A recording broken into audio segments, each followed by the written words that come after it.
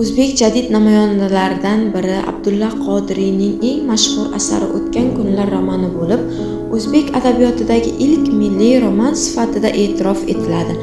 Asarda 19-asr oxiridagi Turkiston hayoti, xalqning turmush tarzi, urf-odatlari, muhabbat va sadoqat tuyg'ulari yuksak badiiy mahorat bilan tasvirlangan. Roman qahramonlari Otabek va Kumushning pok muhabbati, ularning hayot yo'lidagi sinovlari kitobxon qalbini hayajonga soladi.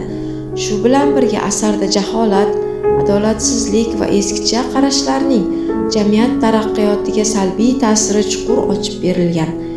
Bu asar nafaqat muhabbat qissasi, balki millat taqdiri va kelajagi haqida o'ylashga ham undaydigan bebaho ma'naviy merosdir.